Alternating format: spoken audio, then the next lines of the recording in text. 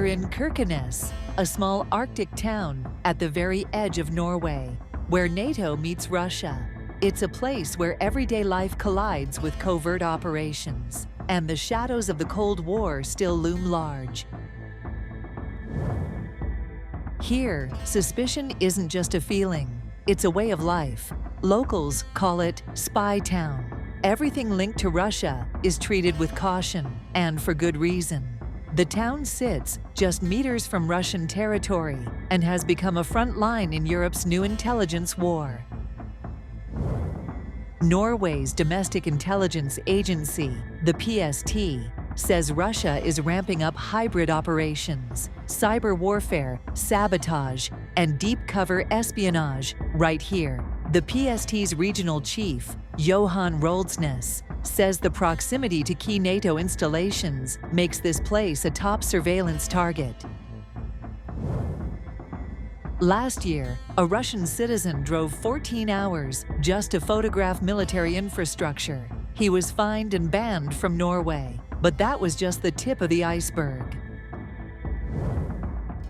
In 2022, Norwegian authorities arrested a man named José Assis Jamaria, a Brazilian academic researching Arctic security.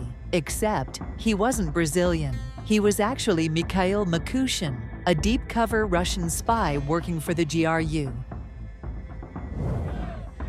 After a high-stakes prisoner swap in 2024, Mikushin was welcomed back to Moscow, personally, by President Vladimir Putin. For Norway, it was proof that Cold War-style espionage never really ended.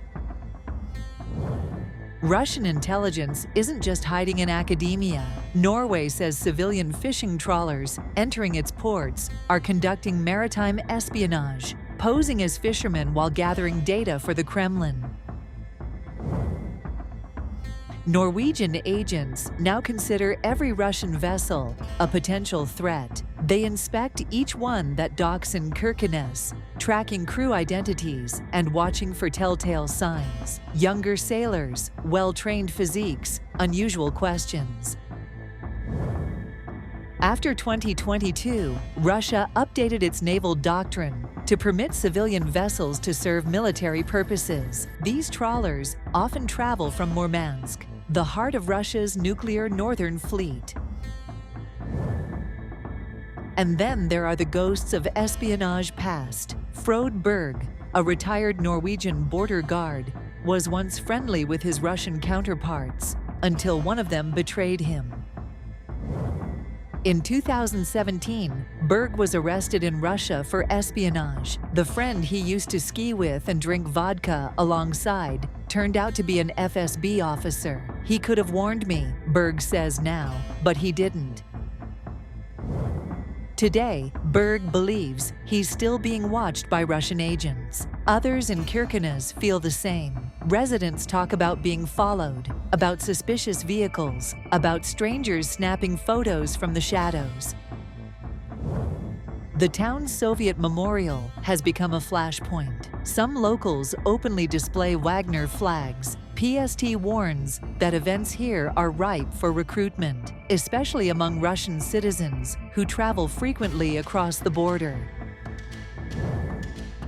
As physical surveillance becomes harder, Russian agencies have gone digital, offering small sums on Telegram and Facebook to photograph infrastructure or drop off packages. It's espionage on a budget, but it works.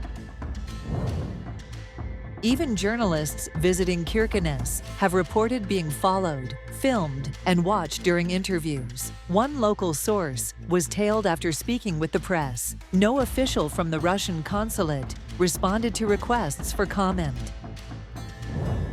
For 19-year-old Norwegian border guards, this isn't just an assignment. It's a posting on the front lines of modern geopolitics. Right across that line, one says, is a country actively at war in Ukraine. As tensions between Russia and NATO escalate, Kirkenes is more than just a cold town on the map.